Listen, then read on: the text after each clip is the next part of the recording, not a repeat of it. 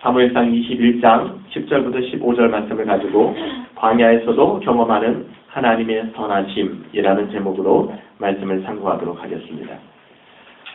오늘 본문은 다윗이 블레셋으로 정치적 망명을 하여서, 블레셋은 연합국가였거든요. 그래서 블레셋에 아기스를 만나게 되는, 가드 왕 아기스를 만나게 되는 그런 장면입니다. 우리는 이 사건을 이해하기 전에 좀 먼저 있었던 이 사무엘상 19장에 있었던 사건들을 좀 나눌 필요가 있습니다. 이 사건을 이해하기 위해서 먼저 바로 전에 다윗이 경험했던 사무엘상 19장 18절부터 24절에 보면 라마나욤 들어보신 적이 있죠. 라마나욤이라는 곳에서 이 다윗이 엄청난 일을 경험하게 됩니다. 이 사건을 우리가 좀 미리 볼 필요가 있어요.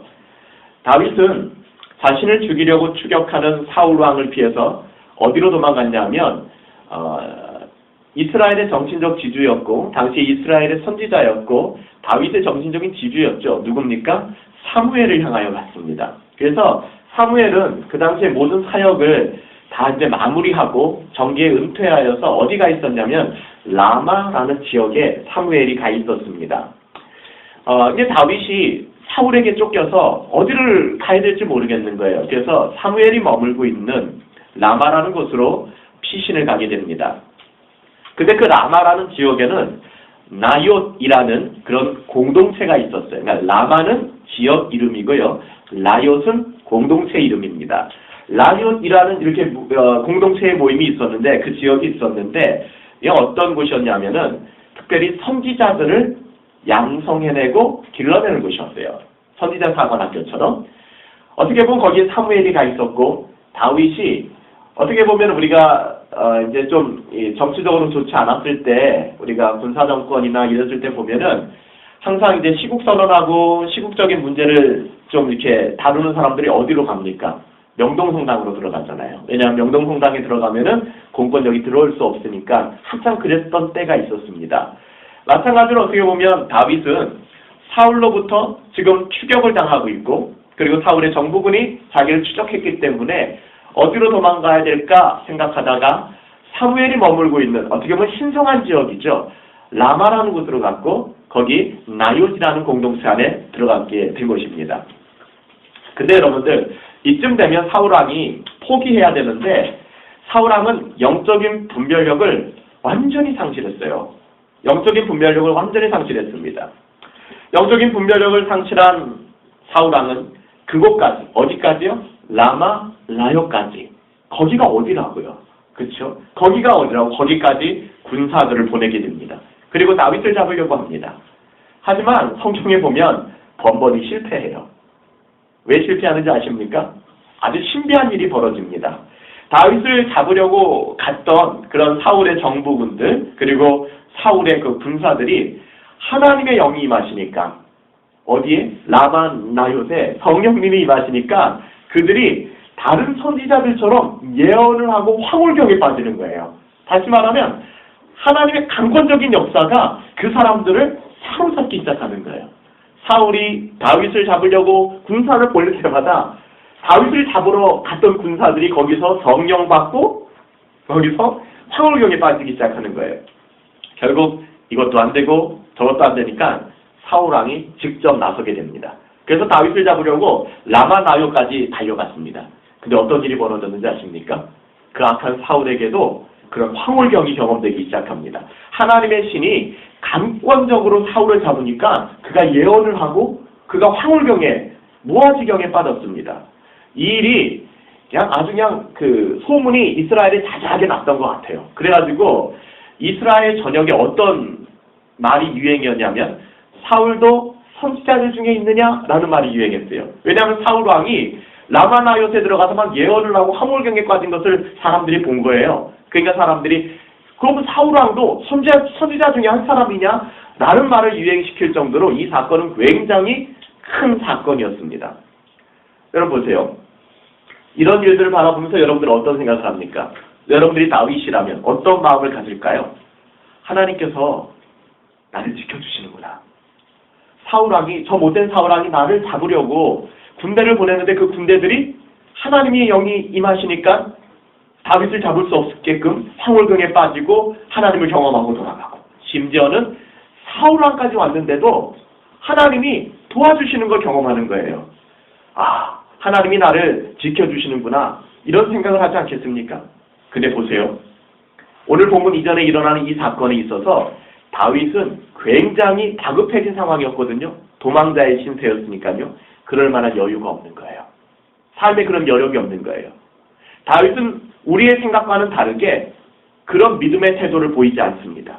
안타깝게도 다윗은 사울이 자기를 잡으러 왔다라는 사실, 그것도 사무엘이 있는 라마까지, 심지어는 나요까지 들어와서 나를 잡으려 했다라는 그 사실이 여기도 안전하지 않구나라는 생각을 갖게 만듭니다. 그리고 다윗은 이는 곧장 라마 나요에서부터 도망가기 시작합니다.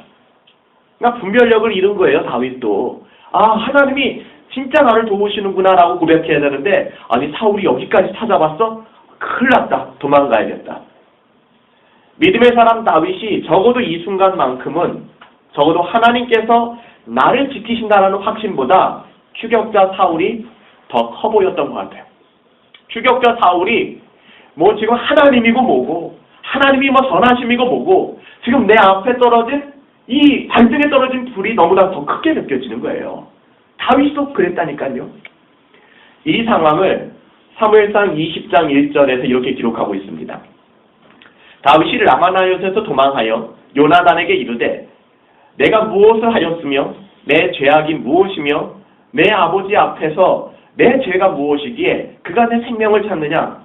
여러분, 라마나요에서 도망간 다윗이 누굴 만나러 갔습니까? 급하게 사울의 아들이었던 왕자 요나단을 찾아갑니다. 여기서 다시 한번 하나님을 찾기보다는 다급해진 다윗이 실수를 하는데 사람을 찾아가기 시작하는 거예요. 하나님의 사람들은 하나님을 찾고 하나님을 만나야 하는데, 이 분별력을 잃어버린 다윗 또한 사울이 찾아온다는, 사울이 나를 잡으러 온다라는 그런 게 있으니까 그의 친한 벗이었던 사울의 아들이었던 요나단을 찾아가는 것입니다. 그리고 요나단을 찾아가자마자 믿음은 전혀 없는 것 같아요. 그냥 인간적인 말을 다 쏟아붓기 시작합니다. 요나단을 만나자마자 당신의 아빠, 네 아빠 사울이 왜 나를 죽이려 하는지 나 이해가 안 돼, 따지듯이 묻는 것입니다. 우리들의 모습을 보는 것 같죠. 위기 속에서 빠진 다윗에게서 우리는 인간의 연약함을 발견하게 되는 거예요. 다윗도 우리랑 똑같은 사람이었어요. 다윗답다라는 게 뭘까요? 다윗답다. 물론 다윗답다라는 것이 무슨 뜻일지는 모르겠지만 그냥 모르겠어요. 우리가 생각하는 다윗과는 오늘은 너무 달라요. 그렇죠? 너무 달라요. 그래서 한편 위로도 되거든요. 게다가 여러분 좀 잘 따져볼까요? 다윗이 요나단에게 하는 말을 가만히 살펴보면 좀 이상합니다. 여러분들의 제가 요약본 시트에도 빨간 글자로 써드렸죠. 다윗이 하는 말 속에는요, 이 한 절의 말씀에 온통 자기 자신들에 대한 표현으로 가득 찹니다. 하나님이 없어요. 내가 무엇을 하였으며 내 죄악이 무엇이며 내 부친 앞에서 나의 죄가 무엇이간데 그가 내 생명을 찾느냐. 이 10장 1절 단 한 절에 그럼 4번이나 내가 다윗은 그만큼 지금 하나님의 섭리와 경륜을 바라보는 것이 아니라 나의 어떠함 속에 빠져 있는 것입니다. 다윗은 지금 하나님의 주권과 섭리 안에 있는 전체를 보지 못하는 거예요. 이건 다윗뿐만이 아니에요. 위기의 상황과 발등에 불이 떨어진 인생의 다급함 속에 살아가는 우리들도 이와 동일한 실수를 반복한다는 것입니다. 다윗은 지금 하나님께서 하시는 일을 볼 수가 없어요. 보지를 못합니다. 오직 자기 생각에만 사로잡혀 있는 거예요. 그가 내가 무엇을 하였으며 내 죄악이 무엇이며 내 죄가 도대체 내가 어떻게 잘못했길래 그가 내 생명을 찾느냐. 내가 그렇게 흥분하고 있는 것이죠. 하나님의 구원이 지금 이 순간만큼은 다윗에게 너무 멀게 있는 것 같습니다. 더 나아가서 여러분들 이런 다윗이 나중에 뭐라고 고백하는지 아십니까? 진짜 다윗답지 않아요. 그래서 한편으로 위로가 돼요.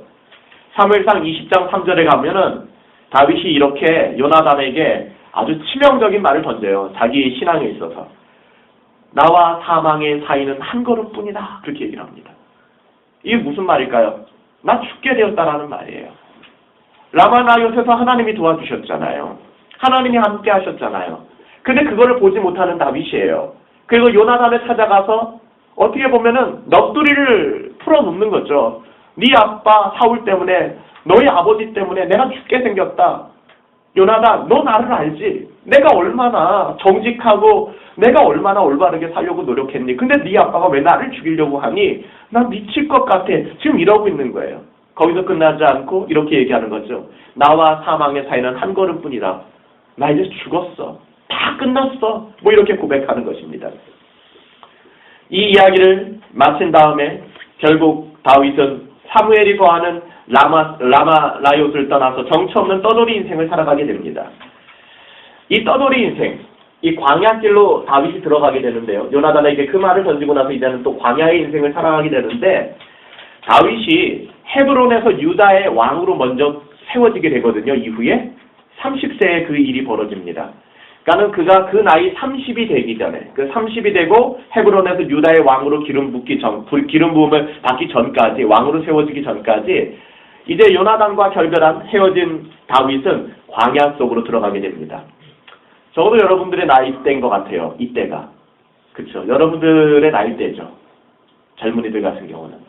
여러분들의 나이대. 적어도 청년 다윗 시절 전체가 이런 도망자의 삶이었어요. 도망자의 삶. 하지만 우리가 여기서 놓쳐서는 안 되는 것이 있습니다. 이렇게 광야로 들어간 것이 누구의 책임이에요? 누구의 결정이었습니까? 다윗의 책임이었고 다윗의 결정이었어요. 근데 여러분들, 성경을 절대로 부분적으로 보아서는 안 됩니다. 다시 말하면 이 다윗이 광야로 들어간 것이 다윗의 결정이었고 책임이었지만 이 또한 하나님의 주권과 섭리 안에 있다는 거예요. 하나님이 허락하시지 않으면 이 일이 벌어질 수 없다는 것입니다. 광야는 어떤 곳입니까? 가고 싶지 않은 거예요. 다윗도 마찬가지였을 것입니다. 그 광야로 들어가고 싶지 않았을 거예요. 그렇지만 여러분들, 광야는 우리 편에서 봤을 때는 가고 싶지 않은 곳이지만 하나님께서 하나님의 사람들을 정금과 같이 단련시키기 위해서 즐겨 사용하는 곳이 광야라는 사실입니다. 여러분 이것을 알아두실 필요가 있어요. 하나님께서 하나님의 백성들을 단련시키는 데 사용하는 것이 뭐라고요? 광야예요, 광야. 우리 구약의 역사를 좀 한번 쭉 리뷰해서 한번 보실까요? 하나님께서 믿음의 사람, 믿음의 조상 아브라함을 불러내십니다. 그가 익숙하게 살고 있던 갈대아 우르 지역에서 너는 내가 지시할 땅으로 가라 하고 그를 불러내서 하나님께서 그를 갈대아 우르에서 끄집어내십니다. 아브라함이 갔던 곳은 광야예요. 하나님께서는 아브라함에게도 광야를 허락하셨습니다. 야곱은 어떻습니까? 아버지의 집을 떠나야만 했습니다. 그가 바단 아람으로 가던 길 그 광야 베델에서 하나님께서 야곱을 만나주시지 않았나요? 믿음의 사람들을 보면은 다 광야를 거치게 되어 있습니다. 우리가 잘 아는 요셉 같은 경우도 애굽에서 경험한 그 끔찍한 광야 같은 삶을 통해서 하나님이 그를 정금과 같이 단련시키셨죠. 신약시대의 사도 바울도 마찬가지 아닙니까? 다마스커스로 가는 길에서 하나님을 만나고 예수님을 만나고 그가 거듭났단 말입니다. 그 다음에 그는 일정 기간 동안에 아라비아로 보내십니다. 여러분, 구약의 모세는 어떻습니까? 40년 동안 익숙하게 지내오던 왕국, 이집트의 왕궁에서부터 미디안 광야로 끌어내시잖아요. 그러니까 보면은 우리의 삶이, 우리가 광야에 들어가고 싶은 사람은 아무도 없어요. 그렇지만 하나님께서는 광야라는 것을 통해서 우리를 정금과 같이 그러니까 우리를 망하게 하기 위한 수단이 아니에요. 정금과 같이 불로 태움으로 말미암아 불순물들을 다 태우기를 원하신다는 거예요. 우리가 하나님의 자녀라면 하나님이 어떻게 우리의 인생을 이루어 나가는지 또 어떻게 섭리하시는지를 알 필요가 있어요. 욥은 더 말할 필요도 없죠. 광야라는 고난이라는 광야 속으로 하나님께서는 믿음의 사람들을 몰아넣습니다. 특별히 더 우리가 힘들어지는 건 뭐예요?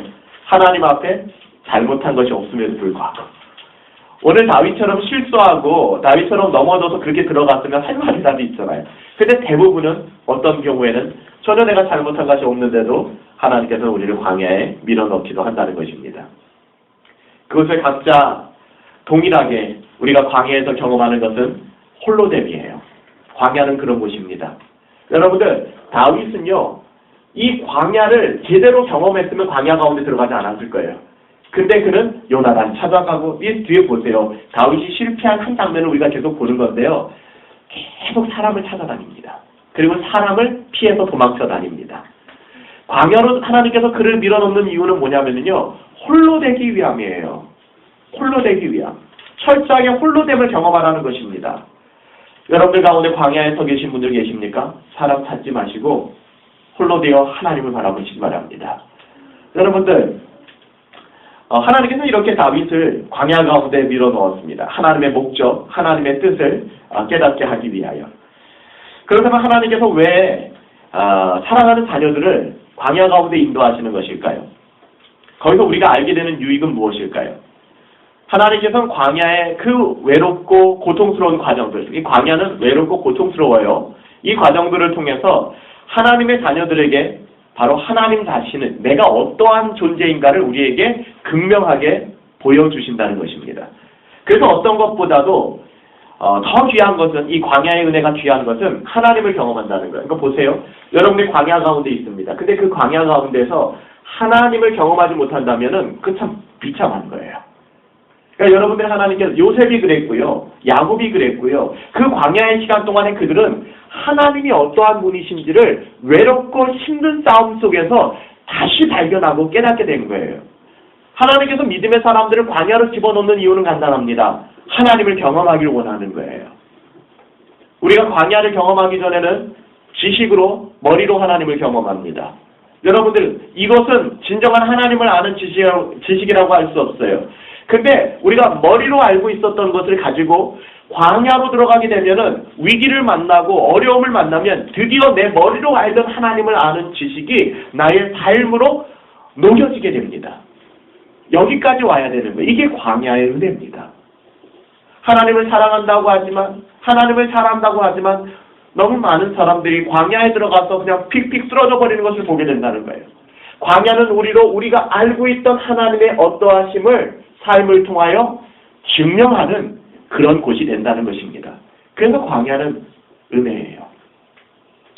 죽은 지식이 광야를 만나면 살아있는 지식으로 바뀌게 돼요. 하나님에 대한 어렴풋한, 하나님을 향하여 막연한 어떠함들이 광야를 통해서, 우리의 삶의 그 광야라는 것을 통해서 결국에는 하나님이 내 하나님이 되고 하나님을 아는 지식이 나의 가슴을 뜨겁게 만드는 것입니다. 말이 좋죠. 근데 그럼에도 불구하고 이 광야를 걷는 이 외로움과 고통이 너무나 커서 때로는 이건 억울한 일입니다. 하나님 이렇게 하시면 안 됩니다라는 불평이 나올 수밖에 없어요. 우리는 연약하기 때문에. 하지만 솔직히 이 모든 일들을 주관하시는 하나님의 섭리에 관한 것들을 우리가 어떻게 다 알 수 있을까요? 우리가 하나님 다 알 수 있나요? 다 알 수 없다는 것입니다. 다만 다윗의 경우를 짐작해보면 왜 하나님께서 다윗에게 이런 일들을 경험하게 했을까? 짐작해보면 다윗이 앞으로 살아가야 될 40년 동안의 시간들을 생각해볼 때 다윗에게 있어서는 그 누구보다도 더 깊은 하나님의 체험과 은혜가 필요했던 거예요. 다윗은 이스라엘의 왕이잖아요. 그 왕으로서 그가 살아가야 될 길이 어땠는지 하나님은 아시기 때문에 다윗으로 앞서 먼저 이 모든 끔찍한 광야를 경험하게 하셨다는 거예요. 여러분들, 이건 뭐 있을 수 없는 가정이지만 다윗이 그냥 사무엘에게 기름 부음 받고 바로 왕으로 등극하고 이런 광야를 전혀 거치지 않고 이스라엘의 왕이 됐다면 이게 가정이에요. 어땠을까요? 어떻게 보면 자신에게 주어진 이스라엘의 왕이라는 권력과 왕궁이라는 편안함이 그에게 복이 되는 것이 아니라 오히려 저주가 되지 않았을까요? 여러분, 그것을 그의 삶으로 증명하는 사람이 누굽니까? 사울왕이잖아요. 사울왕은 단 한 번도 이런 고난을 통과하지 않았어요. 준수한 사람, 그리고 왕으로 세워지고 그는 바로 모든 명예와 부귀를 그는 누릴 수가 있었습니다. 근데 하나님께서는 사울이라는 한 사람을 통하여 이 미치고 왕이 왕, 하나님이 택하신 적이 없는 사람이 어떠함으로 세워진, 그렇잖아요? 역사를 보면 결국 그렇잖아요. 그래서 광야가 없는 삶은 어떻게 보면 사울왕이 걸어가는 그 길을 우리가 걷는 것과 마찬가지라는 생각이 듭니다. 오늘 본문을 보십시다. 오늘 본문은 다윗이 그의 삶에 있어서 가장 치욕적인, 어떻게 보면은 이후에 그가 왕이 되어서 간음죄와 살인죄를 범하는 것보다 그것과 거의 비슷할 정도의 엄청난 그의 이력에 오점을 남기는 그런 모습들입니다. 다윗이 그의 삶에서 실수하고 넘어지는 장면들을 성경은 미화시키지 않아요. 적나라하게 보여줍니다. 그런데 우리가 지금 전에 살펴본 라마나이옷에서 하나님이 보호하실 것이라는 하나님의 그 신뢰, 하나님에 대한 믿음을 갖지 못하고 사무엘이 있는 곳으로부터 지금 도망쳤습니다. 그리고 사무엘이 따라오지 않을 곳, 라마나이옷까지 따라왔어요. 사울이 따라오지 않을 곳. 그러니까 사무엘이 거하는 라마나이옷까지 사울 왕이 쫓아왔는데 다윗은 생각한 거죠. 다윗이 못 따라올 곳이 어딜까? 사울이 못 따라올 곳이 어딜까? 사울이 내가 꽁꽁 숨고 도망가면 여기는 못 오겠지 하는 곳이 어딜까? 다윗이 생각한 것은 블레셋이었습니다. 참 재밌죠. 제정신이라면 생각할 수 없는 거예요. 왜냐하면 여러분들, 다윗이 이스라엘의 원수였고 하나님을 모욕하는, 여러분들 골리앗을 넘어뜨릴 때 다윗이 어땠습니까? 저 이방의 개같은 족속이 어떻게 하나님을 모욕하느냐 하며 물맷돌 들고 골리앗을 넘어뜨렸잖아요. 근데 어떻게 그 골리앗의 나라로 숨을 수 있단 말입니까? 이 제정신이 아니에요. 할례받지 않은 골리앗의 나라 블레셋으로 피하겠다고 다윗이 도망가고 있는 것입니다. 여러분, 여기서 우리의 모습이 보이지 않나요? 우리는 정상적인 환경 속에서는 도무지 이해할 수 없는 일들이 이렇게 광야에서는, 위기의 순간에서는 충분히 우리 가운데서도 벌어질 수 있다는 것입니다.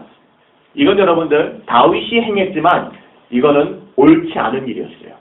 이거는 다윗의 실수였습니다. 그리고 이 일은 어떻게 보면 다윗이 하나님을 신뢰하지 않았기 때문에 생긴 일이에요. 그리고 사무엘을 떠났던 그때부터 예견되었던 일입니다. 그러니까 하나님을 벗어나면 우리가 어떻게 될 수 있는가? 그거는 여러분들 지금 보여주고 있어요, 다윗이.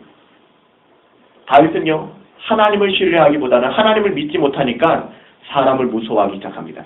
여러분, 사울이 무서워서 하나님을 신뢰하지 않았던 것이 아니라 다윗이 순서를 잘 봐야 돼요. 하나님을 향한 믿음이 사라지니까 사람이 무섭게 보이는 거예요. 사무엘상 21장 10절에 보면 뭐라고 얘기합니까? 그날에 다윗이 사울을 두려워하여. 그럼 다윗이 누굴 두려워했다고요? 사울을 두려워했다고 합니다. 그래서 도망하여 가드왕 아기스에게로 갔다라고 얘기를 합니다. 하나님을 경외했다면 사무엘과 함께 머물러 있었을 것입니다. 사람인 사울을 두려워했기 때문에 이런 결정을 내릴 수밖에 없었던 거예요. 그는 블레셋 가드왕 아기스의 진영으로 들어갔습니다. 있을 수 없는 일이었어요. 사울이 무서워서. 그런데 여러분들, 아주 또 돌발적인 상황이 벌어집니다. 다윗이 전혀 예상하지 못했던 일이 벌어져요. 거기까지 도망가면 사울왕이 못 찾아오겠지라고 생각했는데 잘 보십시오. 아기스의 신하들이 다윗을 한 번에 알아봅니다. 이건 너무나 당연스러운 일이죠. 여러분, 일단 사람을 두려워하기 시작한 사람은 계속해서 사람을 두려워하기 시작합니다. 이걸 벗어나야 돼요. 사울을 무서워해서 사울이 두려워서 아기스 왕에게 숨었는데 이제는 아기스 왕의 신하들이 자기를 알아보기 때문에 아기스 왕을 두려워하기 시작합니다. 여러분, 사람 두려워하는 게 진짜 피곤한 일 아닙니까? 그러니까 이거를 궁극적으로 해결을 해야지 계속해서 돌려막기 하듯 피해가는 것은 이 신앙의 다른 모습이 아니에요. 그 대상이 수없이 바뀌기 때문에 사람에 대한 두려움을 여러분 없애버려야지 사람만 바꿔가서 계속해서 그 일이 우리를 찾아오게 되는 거예요.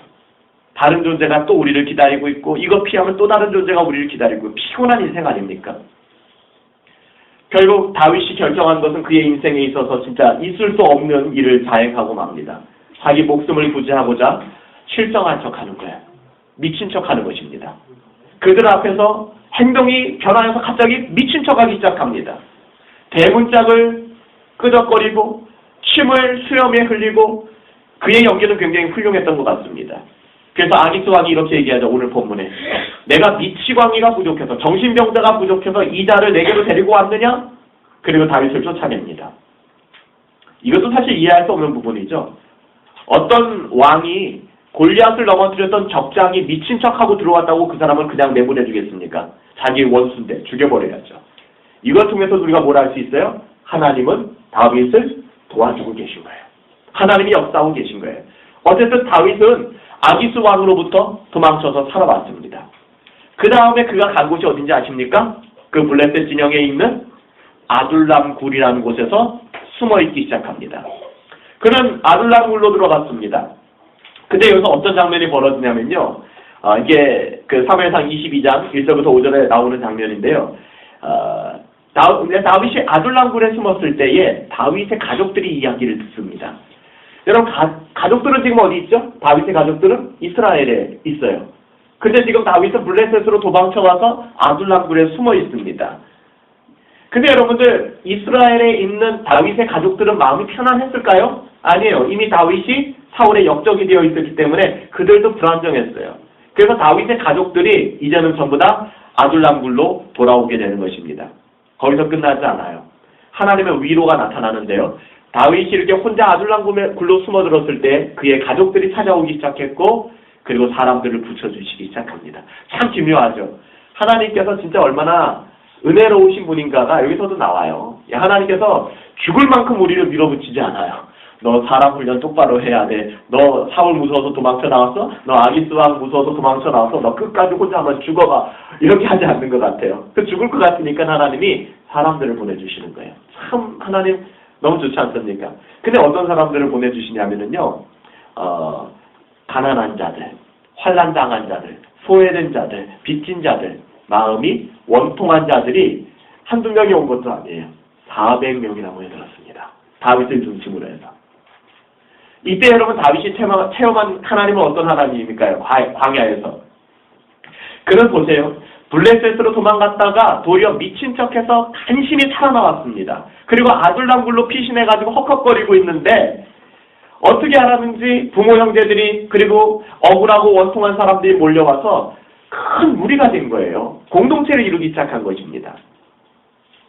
여러분, 우리는 이때 다윗이 썼던 시편에 대해서 제가 늘 말씀드리지만 사무엘상, 사무엘하는 역사를 기록하고 있어요. 속마음을 잘 안 기록해요. 근데 시편을 보면 다윗의 속마음이 그때그때마다 병행적으로 잘 기록돼 있어요. 이때 다윗이 썼던 시편이 시편 34편이에요. 시편 34편에는 여러분 성경에 보면 표제가 딱 적혀 있어요. 뭐라고 적혀 있냐면 다윗이 아비멜렉 앞에서 미친 채 하다가 쫓겨난 시라고 얘기합니다. 성경을 잘 모르시는 분들은 아비멜렉이라고 하니까 왕의 이름이 바뀌었네. 이거 다른 사람 아니에요? 라고 얘기할지 모르겠지만 아비멜렉이라는 것은요. 왕이라는 뜻입니다. 여러분들 바로라는 것이 뭐죠? 바로라는 것이 바로도 왕이라는 뜻이에요. 파라오잖아요. 바로는 고유명사가 아니에요. 왕이라는 이야기입니다. 마찬가지예요. 아비멜렉도 왕이라는 뜻이에요. 그래서 여기서 시편에서는 아비멜렉이라고 얘기하는 거예요. 아비멜렉은 애굽의 바로와 같이 블레셋의 왕을 칭하는 그런 호칭입니다. 시편 34편 1절에 보면 그는 하나님을 송축하고 찬양합니다. 아비멜렉에게서 쫓겨난 다음에 그리고 나서 하나님을 자랑한다는 말을 하는 것으로 보아서 그의 영혼이 어느 정도 회복되었다라는 것을 우리가 볼 수가 있습니다. 곤고한 자들이 듣고 기뻐하리라는 말을 이렇게 하고 있는데요. 이것은 아둘람 굴에 자기를 찾아온 사람들이 자기를 통해서 자기 이야기를 듣고 기뻐하고 힘을 가지라는 그런 기대감을 가지고 다윗이 이야기하고 있는 것이죠. 여러분들 그렇습니다. 하나님께서는 특별히 이 다윗을 통하여 이 모든 상황 속에서 무엇을 찬양하게 만드냐면요. 이렇게 얘기하는 것입니다. 내 여호와께서 구하매 내게 응답하시고 내 모든 두려움에서 나를 건지셨더라. 그러니까 다시 말하면 하나님께서 다윗을 광야 속으로 밀어넣으셔서 다윗이 경험하게 된 것은 궁극적으로 사울에 대한 두려움 그리고 아기스에 대한 두려움에서부터 하나님이 그를 건져내셨다는 것입니다. 이제 사람에 대한 두려움에서 건짐을 받은 다윗은 하나님에 대한 경외감이 살아나기 시작해요. 하나님 외에는 아무도 두려워할 대상이 없다는 사실을 다시 회복하기 시작하는 거예요. 하나님이 다윗을 광야로 밀어넣으신 이유는 그것입니다. 그리고 하나님이 내게 주신 은혜가 얼마나 큰지를 다윗은 깨닫기 시작합니다. 너희는 여호와의 선하심을 맛보아 알지어다. 그에게 피하는 자는 복이 있도다. 그렇게 얘기합니다. 그 시편에서. 더 나아가서 시편 말씀에서 뭐라고 얘기합니까? 9절 말씀에 너희 성도들아 여호와를 경외하라. 저를 경외하는 자에게는 부족함이 없을 것이다 라고 얘기합니다. 여러분들 이 같은 말씀이거든요. 지금 시편 말씀하고 자기의 깊은 자기가 경험한 그 깊은 진리를 다윗은 지금 자기를 향하여 몰려든 아둘람금에 몰려든 사람들에게 설교하고 있는 것입니다. 시편 34편이 그런 시편이에요. 마지막에 뭐라고 10절에 얘기하는지 아십니까? 설령 젊은 사자가 궁핍하여 줄이는 일이 있다 할지라도 여호와를 찾는 자는 결단코 부족함이 없게 될 것이다. 모든 좋은 것을 누리게 될 것이다. 지금 아둘람굴에 숨어들어온 다윗이 고백하는 것입니다. 전 여러분들이 오늘 이 다윗의 마음을 나중에 집에 가셔서 시편 34편을 길게 상고해 보세요. 바로 이때 쓰여진 시편입니다. 다윗은 이렇게 뼈아린 실수, 뼈아픈 실수, 도무지 제정신으로 저지를 수 없는 실패를 통해서 하나님을 경험하게 되는 거예요. 하나님의 선하심을 드디어 맛보아 아는 수준까지 자라게 된 것, 광야를 통해서 믿음이 성장하는 것이죠. 이런 경험을 통해서 사람의 믿음은 훌쩍 성장하게 되는 것 같습니다. 이것이 바로 하나님의 영광을 보는 경험이에요. 광야를 통해서. 여러분 이런 일이 어디서 일어났다고요? 광야에서 일어난 거예요. 하나님의 선하심을 맛보아 알게 하는 장소가 광야라는 것입니다. 그래서 우리에게 광야는요 꼭 필요한 곳입니다. 우리 모두는 인생의 광야를 경험합니다. 모르겠어요. 지금도 여러분들 가운데 광야에 서 계신 분들이 계실지도 모르겠습니다.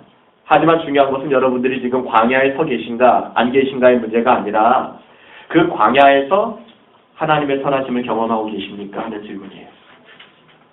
여러분 삶에 어떠함이 있잖아요. 그것이 광야라고 생각되십니까? 하나님이 나를 광야 가운데 인도하신 것 같아요. 그래요. 여러분들이 실수하고 여러분이 잘못 선택해서 당하는 광야일 수도 있다니까요. 그래도 그것은 여러분들만이 책임지는 것이 아니라 그 광야 속에도 하나님의 주권과 섭리가 있다는 것입니다. 여러분 이 안에서 하나님의 선하심을 경험하고 계십니까? 우리 안에 오늘 시편 34편의 다윗처럼 이 광야 안에서 견딜 수 없는 마음으로 그 하나님의 선하심을 높이고 노래하고 싶은 그런 경험이 여러분들 가운데 계십니까? 정말 우리가 이 광야에서 만나는 하나님은 선하신 하나님이십니까? 두려움 속에서 구하였더니 기도에 응답하사 모든 두려움에서 건져주시는 분, 그분이 우리 하나님이십니까? 그분은 자기에게 피하는 자를 건져주시고 부족함이 없도록 만족이 되어주시는 분이심을 우리는 진짜 믿고 있습니까? 사랑하는 여러분들, 이것이 바로 광야를 통해서 우리에게 하나님이 주시는 유익입니다. 그래서 여러분들 하나님께서 우리를 하나님이 사랑하는 자녀들을 광야 가운데 인도하신다는 거예요. 다윗의 시편에는 피난처라는 말이 많이 나와요. 주는 나의 피난처시오. 여러분, 피난처라는 단어는 무엇을 전제 조건으로 합니까? 적이 있다는 것을 전제 조건으로 하는 거예요. 광야라는 곳은요, 다윗이 피난처라는 단어의 의미를 발견한 장소입니다. 우리가 하나님을 진짜로 우리의 피난처라고 고백, 머리로서가 아니라 나의 전인격을 통하여 하나님이 나의 피난처라고 고백할 수 있는 것은 우리가 광야에 거했을 때입니다.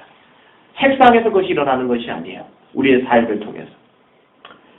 그래서 유진 피터스는 이렇게 이야기합니다. 광야가 없으면 피난처도 의미가 없게 될 것이다. 유진 피터슨의 이야기예요. 다윗 그 현실에 뿌리 박힌 영성이라는 책을 쓴 유진 피터슨이 그렇게 얘기합니다. 광야가 없다면 피난처도 의미가 없다는 것입니다. 광야에 아무 도움도 없이 모든 위험에 노출돼서 살아가야만 되는 존재는 당연히 피난처를 갈망하게 되어 있습니다. 그리고 그 피난처가 무엇이었습니까? 다윗이 처음 찾아간 아기스 왕도 아니었어요. 사울도 아니었습니다. 오히려 그것은 다윗의 실수를 가져온 그런 대상이 되었죠. 그것은 잘못된 선택이었다는 것을 우리가 성경을 통해서 배우게 되는 거예요. 우리도 수많은 이런 실수 속에 노출됩니다. 그러나 그 속에서도 하나님께서는 우리를 인도하여 주시고 우리의 참된 피난처가 되어 주신다는 것입니다. 바로 하나님, 그 선하신 하나님 한 분 외에는 이런 분이 없다는 거예요. 우리의 피난처가 없다는 것입니다. 하나님께서는 우리들의 인생에서도 이와 같은 광야를 통해서 하나님의 선하심을 맛보아 알게 하신다면 우리는 광야, 우리가 처하는 우리의 광야는 그 어떤 것과 비교할 수 없는 축복의 장소가 되는 거예요. 어떠세요, 여러분들? 광야가 축복의 장소가 될 수 있는가? 될 수 있다는 거예요. 전제 조건이 있어요. 이런 광야를 통해서 하나님의 선하심을 맛보아 알 수 있게 된다면, 광야를 만나기는 했는데 그 광야를 통해서 하나님의 선하심이 경험되어지지 않아요. 이 광야를 통해서 하나님의 어떠하심이 보이지 않아요. 그런 사람에게 광야가 복이 될 수가 없는 것입니다. 그러니까 따라서 우리가 광야 속에서 우리의 눈을 들어서 우리를 쫓아오는 사울을 쳐다보지 마세요. 나를 도와줄 수 있을 것 같은 블레셋을 바라보지 마세요. 이건 우리를 실수하게 만드는 것입니다. 아둘람굴에서 다윗이 발견했던 것처럼 하나님만이 나의 피난처시구나. 하나님만이 나를 도와주시는구나. 비록 성공이 아니라 실패, 모든 결정이 아니라, 모든 올바른 결정이 아니라 잘못된 결정을 해서 우리가 광야 속에 빠진다 할지라도 그곳에서 우리는 이런 자세를 잃지 말아야 되는 것입니다. 하나님을 사랑하는 자들에게는 여러분 모든 것이 합력하여 선을 이루신다라고 로마서 말씀에 기록하고 있습니다. 바로 하나님의 말로 다 할 수 없는, 우리가 어떻게 하나님을 다 말로 표현할 수 있을까요? 이해할 수도 없는, 표현할 수도 없는 하나님의 선하심을 노래하는 거예요. 하나님을 사랑하는 자, 곧 그 뜻대로 부르심을 받은 자들, 이분 자들에게는 모든 것이 어떻다고요? 합력하여 선을 이루게 될 거예요. 비록 우리 자신이 아직 광야에 있다 할지라도. 저는 오늘 다윗의 삶을 보면서 여러분에게 부탁드립니다. 사람을 두려워하지 마십시오. 그리고 하나님을 두려워하십시오. 그리고 하나님을 신뢰하십시오. 우리의 궁극적인 문제를 해결할 수 있는 하나님을 만나십시오. 다른 것을 아무리 해결한다고 할지라도 그것은 또 다른 모양으로 우리를 장악하고 무너뜨릴 것입니다. 그 때문에 우리가 광야 가운데 서 있나요? 괜찮아요. 그 광야 속에서 하나님의 선하심을 발견하십시오. 아둘람굴에서 하나님이 다윗을 위로하셨던 것처럼, 그래서 다윗이 시편 34편을 통하여 하나님이 어떠하심을 노래했던 것처럼 하나님께서 우리를 만나주시고 만져주실 것입니다.